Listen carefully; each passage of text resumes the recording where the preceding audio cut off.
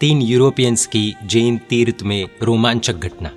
5 जैन 2024 के दिन विजयवाड़ा के नज़दीक के जैन तीर्थ अरिहंत धाम में एक आश्चर्यकारी और आनंद वाली घटना बनी।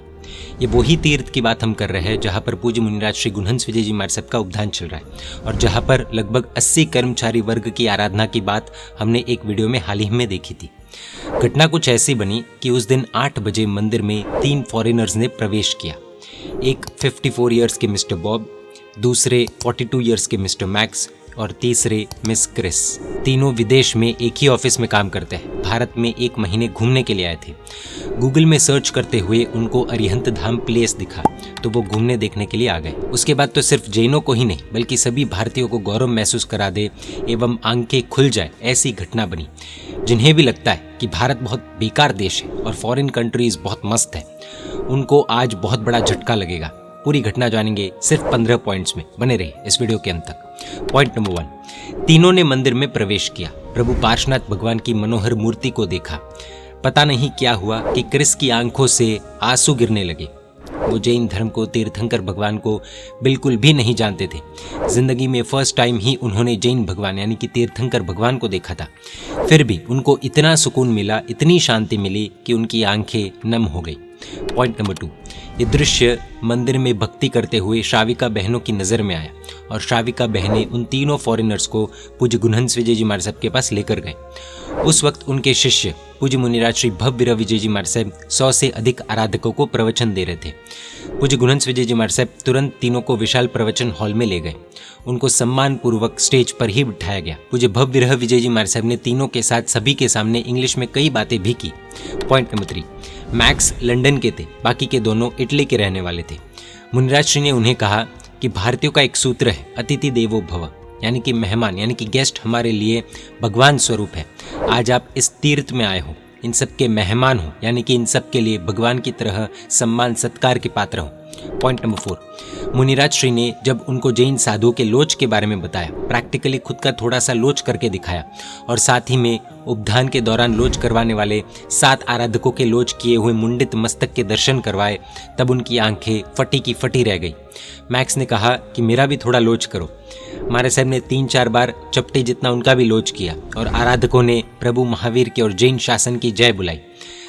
अलग से फिर उन्होंने ये भी कहा कि next time I will do complete लोच and stay with you guys.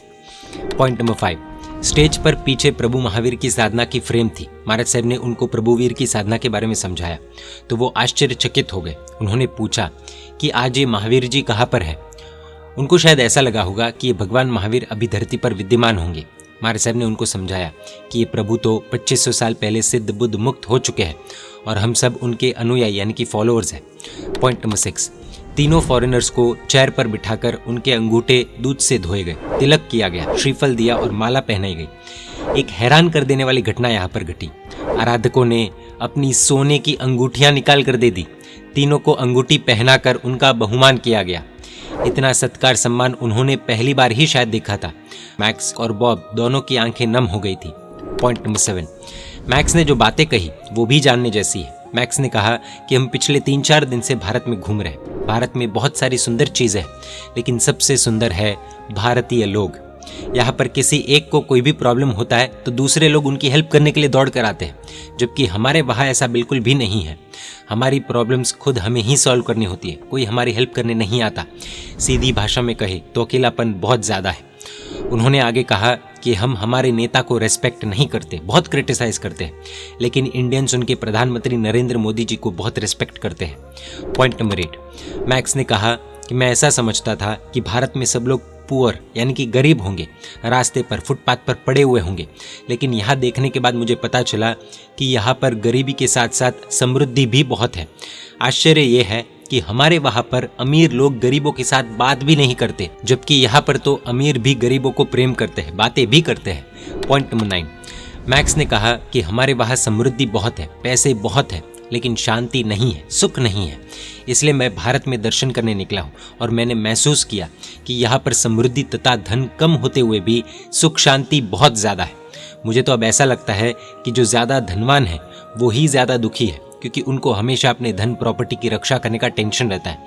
कुछ ना कुछ गड़बड़ होगा, कोई अटैक करेगा आदि, इस तरह की टेंशन हमेशा बनी रहती है। उन्होंने एक गंभीर बात भी कही कि चूहा और व्हील ऐसी जिंदगी हो गई है, हम घूमते बहुत है पर घूम घूम कर भी जहाँ थे वहाँ के वहाँ ही रह जाते हैं। पॉइंट नंबर 10, जब उनका बहुमान हो रहा था तब वो इनकार ही करने लगे। वो बोले कि हम इसके लायक नहीं हैं, लेकिन पूज्य गुरु भगवंत ने उन्हें अच्छे से समझाकर बहुमान के लिए तैयार किया। मैक्स ने यह भी कहा कि हमको भारत का फूड बहुत ही अच्छा लगता है, यहाँ की हर एक चीज़ हमको भाती है, हमारे फूड से तो कहीं ज़्यादा अच्छा इधर का फूड है। महाराज साहब ने उनको बताया कि जैन साधु साध्वी जी भगवंत पैदल चलकर ही पूरे भारत में जाते हैं, जिसे विहार कहा जाता है, साइकिल तक का यूज़ नहीं करते हैं। तो मैक्स फिर से हैरान हो गए और बोले कि मैं तो आपको इटली आने का इन्विटेशन देने वाला था, लेकिन ये सुनकर तो अब तो इन्विटेशन देने का मतलब ही नहीं रहा। पॉइंट नंबर 11, मैक्स ने कहा कि हमारे वहाँ पर सिर्फ पति पत्नी के बीच में प्रेम होता है, लेकिन यहाँ पर तो माता पिता, भाई बहन, न जाने कितने सारे प्रेम संबंध दिखते हैं, और हमारे जैसे अनजान लोगों को भी आपने भर भर कर प्रेम दिया है। ऐसी तो कितनी सारी बातें मैक्स ने बताई। ये सारी बातें हम हमारे मन से नहीं कर रहे, सिर्फ शब्द हम कह रहे हैं, भावार्थ 100% मैक्स के हैं।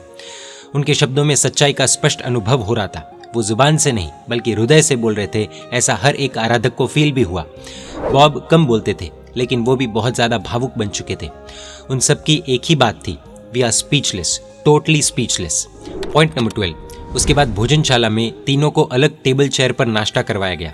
इतनी सारी मिठाइयाँ, उपमा, मग, खाकरा आदि, और सबसे ज़्यादा भाने वाली चीज़, उन सब में मिक्स किया हुआ प्रेम, ये सब दिया गया। लाभार्थी परिवार और आराधकों ने उनकी दिल से भक्ति की। तीनों को मग बहुत ज़्यादा पसंद आए, और हाँ, पुदीना वाली मसालेदार चाय भी।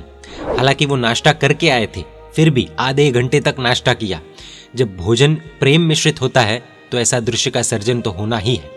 पॉइंट नंबर 13, तीनों को प्लास्टिक के डब्बे में 3 सूखी मिठाइयाँ, 2 सूखे फरसान आदि पैक करके तीनों को भाते के रूप में दिया गया। साथ में एक ही दिन चले ऐसी 2 मिठाइयाँ भी दूसरे डब्बे में दी गई।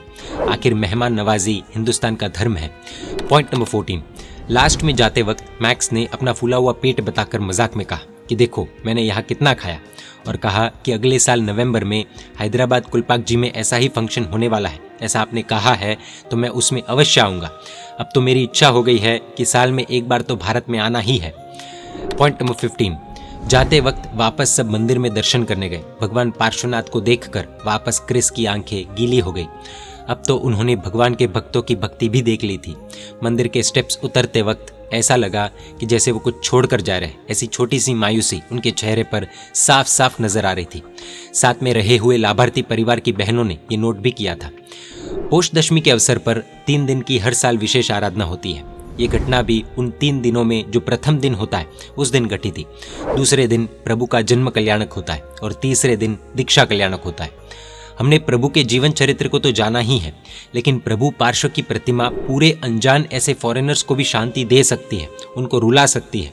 यह आश्चर्य नहीं तो और क्या है। सिर्फ 18 वर्ष प्राचीन विजयवाड़ा स्थित अरिहंत धाम के प्रभु भी अगर इतने मंगलकारी है, तो सोचिए कि शंखेश्वर के श्री पार्श्वनाथ प्रभु, अंतरिक्ष जी के पार्श्वनाथ प्रभु आदि ऐसी प्राचीन प्रतिमाएं तो कितनी मंगलकारी होगी। पूज्य गुरु भगवंत ने कहा कि हमें ये याद रखना है कि धन संपत्ति मिले वो प्रभु की महिमा नहीं है, लेकिन आत्मा के गुणों की प्राप्ति हो वो ही प्रभु की महिमा है। भक्ति के आंसू प्रगटे वो ही प्रभु की महिमा है।